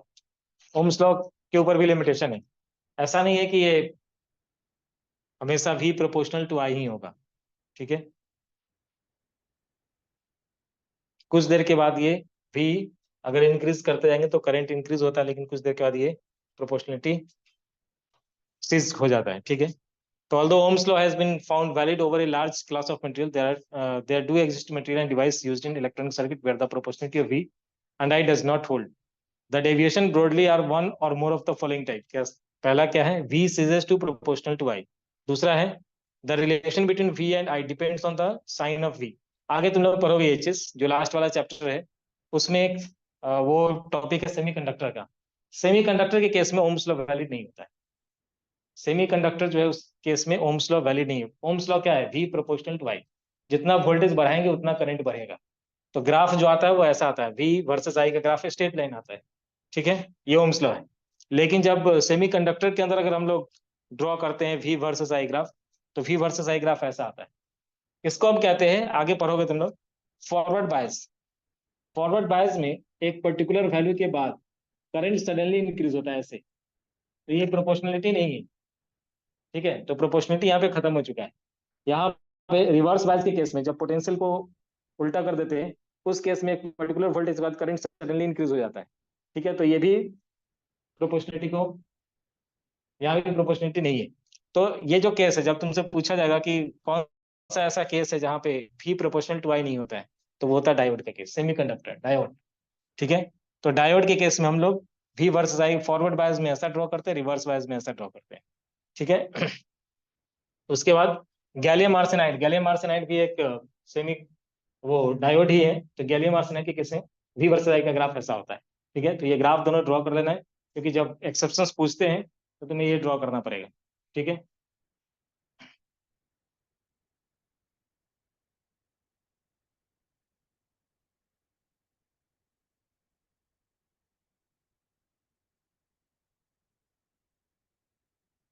हाँ, ये पॉइंट्स लिखना है। पहले वाला ये ग्राफ होगा कि कुछ मटेरियल के केस में वी और आई प्रोपोर्शनल होते हैं, बस कुछ लिमिट में। ठीक है, उसके बाद ये सीज कर जाता है प्रोपोर्शनलिटी। उसके बाद वी वर्सेस आई का graph depends on the sign of V. If I is the current for certain value of V, जैसे यहाँ पे दिखाया गया है डायोड के केस में, अगर हमने रिवर्स कर दिया, वोल्टेज को उल्टा कर दिया, तो उस केस में बिल्कुल ऐसा पैटर्न नहीं मिलता है यहाँ। वो भी है कि keeping direction of V keeping its magnitude fixed does not produce a current of the same magnitude as, जैसा फॉरवर्ड बायस में किया। इसको फॉरवर्ड बायस कहते हैं, क्योंकि उन्होंने इस वाले चैप्टर में फॉरवर्ड बायस रिवर्स बायस नहीं लिखा है, लेकिन इसको हम लोग कहते हैं फॉरवर्ड बायस। मतलब ये जो है, जहाँ पे वोल्टेज को पॉजिटिव रखा है वहां पे फॉरवर्ड बायस है, और जहाँ पे वोल्टेज को नेगेटिव रखा है वो है रिवर्स बायस। ये पोलिटी को रिवर्स क्या है वही बता रहे हैं। तो तुम्हें आएगा ग्राफ ड्रॉ करने के लिए, ये बहुत कॉमन चीज है और ये पूछते रहे हैं कि सेमीकंडक्टर के केस में वी वर्सेस आई ग्राफ कैसा होगा। तो ये ग्राफ ड्रॉ कर लेना है। गैलियम आर्सेनाइड के केस में से पूछेंगे, variation of current with in with voltage in gallium arsenide. तो गैलियम आर्सेनाइड के केस में ऐसा होता है।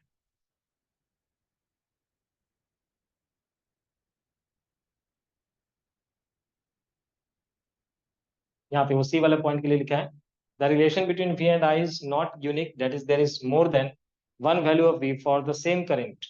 और इस तरह का जो बिहेवियर है वो गैलियम आर्सेनाइड के केस में दिखा रहा है। एक ही करंट के लिए एक ही करंट दो डिफरेंट वोल्टेज से मिल रहा है। ठीक है, एक ही करंट देखो यहाँ पे, अगर तुम ऐसे करंट यहाँ पे कांस्टेंट कर दो, तो ये वाला जो करंट है वो इस वोल्टेज पे मिल रहा है, ये वाला करंट इस वोल्टेज पे मिल रहा है। ठीक है, मतलब वोल्टेज को इंक्रीज कर दिया तभी वापस से सेम करंट ही मिल रहा है। ये गैलियम आर्सेनाइड का ही केस है। तो इन सारे केस में materials and device not obeying Ohm's law, इसको हम कहते हैं नॉन ओमिक कंडक्टर। ठीक है, ये इलेक्ट्रॉनिक सर्किट में यूज होता है जहाँ पे ओम्स लॉ वैलिड नहीं है। ये दोनों ग्राफ ड्रॉ कर देना,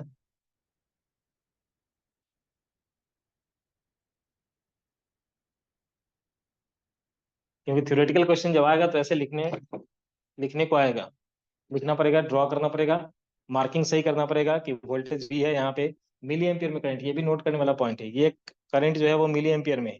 यहाँ का जो करंट है रिवर्स बायस करने पर माइक्रो एम्पियर में करंट मिलता है, और भी छोटा, 10 पावर 3 टाइम्स छोटा हो गया है। ठीक है, तो ये रिवर्स बायसिंग है, माइक्रो एम्पियर, स्केलिंग डिफरेंट है, ये मिली एम्पियर का है, ये माइक्रो एम्पियर है।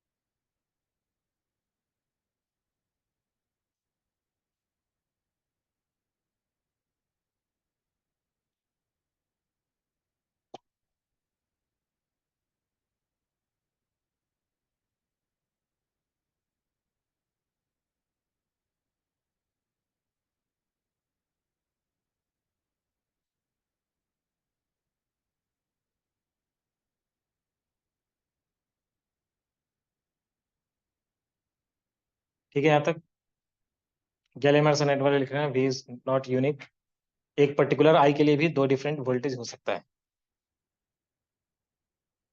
रेसिस्टिविटी, हाँ, रेसिस्टिविटी ऑफ वेरियस मटेरियल, सबसे कम रेसिस्टिविटी किसका होता है? सबसे अच्छा कंडक्टर कौन है? सिल्वर, लेकिन सिल्वर का वायर नहीं बना सकते, ठीक है, काफी ज्यादा एक्सपेंसिव हुआ, ये रीजन है। ठीक है, तो सिल्वर का सबसे अच्छा कंडक्टर जो होता है वो सिल्वर है, उसके बाद कॉपर है, उसके बाद एल्यूमिनियम। ठीक है, फिर टंगस्टन, ये सब, तो ये ऑर्डर है। सेमी कंडक्टर का यहाँ पे दे रखा है, उसका बाद इंसुलेटर है। ये पहले था, ये भी हटा दिया गया है सिलेबस से, नए वाले बुक में नहीं है ये। ठीक है, कलर कोडिंग को हटा दिया गया है, टेम्परेचर डिपेंडेंस ऑफ रेसिस्टिविटी बताया जा चुका है। ठीक है, हाँ, इसमें कुछ ग्राफ है, टेम्परेचर डिपेंडेंस ऑफ रेसिस्टिविटी बता दिया था, लेकिन उसमें जो ग्राफ है वो ग्राफ ऐड कर लो। ठीक है, टेम्परेचर डिपेंडेंस जहाँ पे लिखा था वहां पे अगर जगह है तो ज्यादा बेटर है, वहां पे ऐड करो। ठीक है, रेसिस्टिविटी कॉपर के लिए, कॉपर का रेसिस्टिविटी के साथ, रेसिस्टिविटी और टेम्परेचर के बीच का जो ग्राफ होता है वो ऐसा होता है, resistivity rho T of copper as a function of temperature. ठीक है, resistivity of nichrome, nichrome wire का ही जनरली रेसिस्टर बनाते हैं, क्यों? क्योंकि ये टेम्परेचर के साथ लीनियर वेरिएशन दिखाता है। ठीक है, और दूसरा है कि रेसिस्टिविटी घटता है किसका? सेमीकंडक्टर का। रेसिस्ट टेम्परेचर बढ़ाओगे तो ज्यादा कंडक्टिंग प्रॉपर्टी दिखाएगा, रेसिस्टिविटी उसका घटता है। जनरली ऐसे कंडक्टर का क्या है प्रॉपर्टी? कंडक्टर के केस में क्या हम लोग जानते हैं, अगर हम लोग ने टेम्परेचर को इंक्रीज किया तो उसका रैंडमनेस, इलेक्ट्रॉन के मूवमेंट का रैंडमनेस जो बढ़ जाता है, जिसकी वजह से हम कहते हैं रेसिस्टेंस बढ़ गया। अगर तुमने देखा होगा रिलेशन रेसिस्टेंस का, तो हमने ऐसे लिखा था R equal to R naught into one plus alpha delta theta, ये लिखा था, याद होगा। ठीक है, तो रेसिस्टेंस लीनियर वेरिएशन दिखा रहा है टेम्परेचर के साथ, ये कंडक्टर के केस में होता है। ठीक है, लेकिन कंडक्टर में भी कॉपर का बिहेवियर थोड़ा अलग है, कॉपर का रेसिस्टिविटी इस तरह से इंक्रीज हो जाता है सडनली। ठीक है, टेम्परेचर राइज करने के बाद। नाइक्रोम का है जो ऑलमोस्ट लीनियर वेरिएशन दिखाता है, नाइक्रोम का वायर ऐसा ग्राफ दिखाएगा। ठीक है, और ये सब ग्राफ आएगा ड्रॉ करने के लिए, देख लेना, अगर इधर में इग्नोर कर दिए तो इधर में थ्योरेटिकल क्वेश्चन जब होगा तो फिर दिक्कत आ जाओ। कौन सी क्लास? कौन सी किनकी क्लास है अभी? Subject maths. ठीक है, ये हो चुका है, resistivity of nichrome as a function of absolute temperature. यहाँ पे temperature dependence of resistivity of a typical semiconductor, semiconductor के केस में जैसे जैसे हम टेम्परेचर को इंक्रीज करते हैं वैसे वैसे उसका रेसिस्टिविटी घटता है। ठीक है,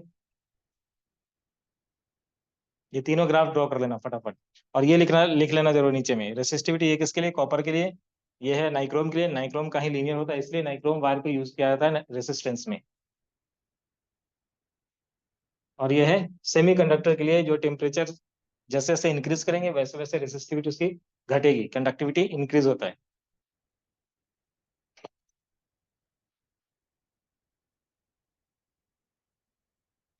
यहाँ तक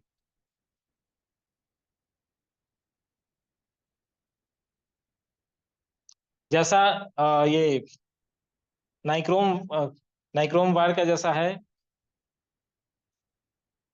नाइक्रोम वायर का जैसा है रेसिस्टिविटी, वैसा ही मैग्नीन और मैग्नीन का भी है, इसलिए इन सब को यूज किया जाता है किसके लिए?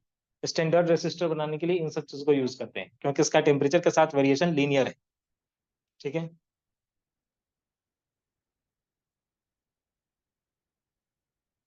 यहाँ पे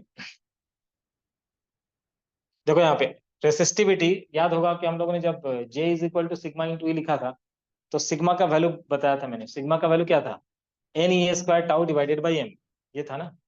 and resistivity is one by conductivity, तो वन बाई कंडक्टिविटी अगर करेंगे तो M divided by N E square tau, यानी कि नंबर डेंसिटी जैसे जैसे इंक्रीज होगा, number of free electrons, N क्या है? एन क्या है? Number of free electrons conductor के अंदर, जैसे जैसे एन का वैल्यू इंक्रीज होगा वैसे वैसे रेसिस्टिविटी डिक्रीज होगा। फ्री इलेक्ट्रॉन्स अगर बढ़ेंगे तो कंडक्टिविटी ज्यादा होगा ना उसका। ठीक है, तो उस केस में उसका रेसिस्टिविटी घटेगा as number of electron density increases. ठीक है, तो हम कहेंगे कि resistivity is inversely proportional to N. N क्या है? Number of electron per unit volume. ठीक है, दूसरा रिलैक्सेशन टाइम के ऊपर कैसे ये डिपेंड कर रहा है? रिलैक्सेशन टाइम के ऊपर, ये भी इनवर्सली, रिलैक्सेशन टाइम अगर बढ़ेगा रेसिस्टिविटी इसका घटेगा। ठीक है, तो ये सब चीज ध्यान रखना है। So as we increase the temperature, temperature को इंक्रीज करने से क्या होता है, average speed of the electron which act as a carrier of the current increases resulting in more frequent collision, randomness बढ़ जाता है। टेम्परेचर को इंक्रीज करने से फ्रीक्वेंसी जो है कोलिजन का फ्रीक्वेंसी इंक्रीज हो चुका है, रैंडमनेस बढ़ चुका है, इसलिए हम कहते हैं रेसिस्टेंस इसका इंक्रीज हो चुका है। ठीक है, जनरली यही होता है। So the average time of collision tau thus decreases with temperature.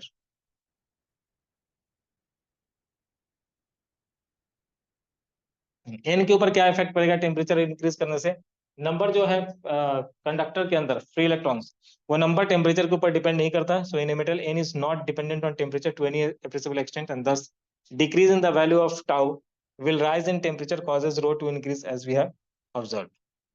Insulator and semiconductor के केस में n increases with temperature, this increase more than compensate any decrease in tau, thus so that for such material rho decreases with temperature.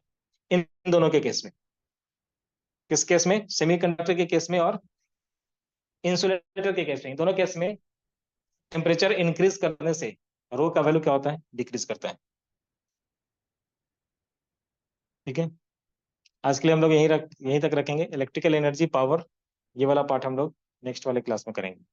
ठीक है, circuit के अंदर वो battery का क्या role है, ये सब चीज हम लोग, जो हीट प्रोड्यूस हो रहा है वो कितना है, ये सब चीज हम लोग करेंगे। Combination of resistor series and parallel ये ऑलरेडी हो चुका है। ठीक है, ये वाला पार्ट हो चुका है। एनर्जी वाला पार्ट हम लोग नेक्स्ट वाले क्लास में करेंगे, और एनर्जी के साथ साथ किरचॉफ्स लॉ वाला भी नेक्स्ट क्लास में ही होगा। ठीक है, ये सब हो चुका है, ये सब करा चुका हूँ, सीरीज कनेक्शन पैरेलल कनेक्शन ये सब। ठीक है, सेल्स ईएमएफ इंटरनल रेजिस्टेंस ये सब नेक्स्ट वाले क्लास में। ठीक है, आज के लिए यहीं तक रखते हैं।